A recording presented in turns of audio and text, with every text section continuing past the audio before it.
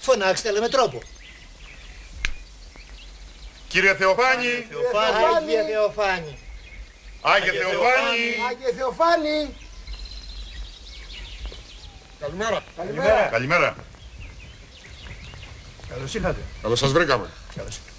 Καλώς ήρθατε. Εγκατασταθήκατε πολύ ωραία. Βέβαια, διότι πρέπει να καλύψουμε ανάγκες. Τι ανάγκες εννοεί? Θα μας πληρώσετε το ξενοδοχείο στο χέρι. Αχα, δεν υπάρχει τέτοιος όρος στο συμβόλαιο. Σελής 8. Η Επιτροπή αναλαμβάνει τη στέγαση ναυτών ξενοδοχείων εντός περαιτέρως Α κατηγορία και την πλήρη και άνευ περιορισμού διατροφήτων. Εις ξενοδοχείων. Αφού μένετε εδώ δεν υποχρεούμεθα. Γιατί δεν υποχρεούστε? Διότι εδώ είναι ύπαιθρος. Εμείς πληρώνουμε ξενοδοχείο. Δεν πληρώνουμε και τα βάζουμε στην τσέπη μας. Δεν μου λες. Μου δίνεις λεφτά για ταξί. Εγώ πάω με τα πόδια. Δικαιούμαι τα λεφτά. Άμα πάει με τα πόδια τα δικαιούται. Σας δίνω λεφτά να ανάψετε κερί. Δικαιούστε τα λεπτά? Δεν τα δικαιούται.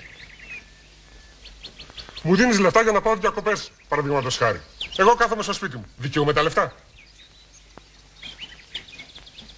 Τα δικαιούται.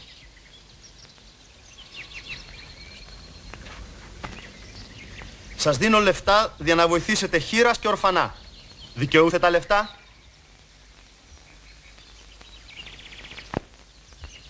Δεν τα δικαιούται.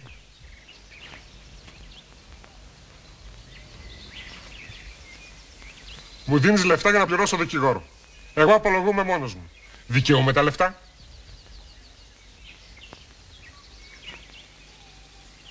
Τα δικαιούται. Δεν τα δικαιούται. Τα δικαιούται.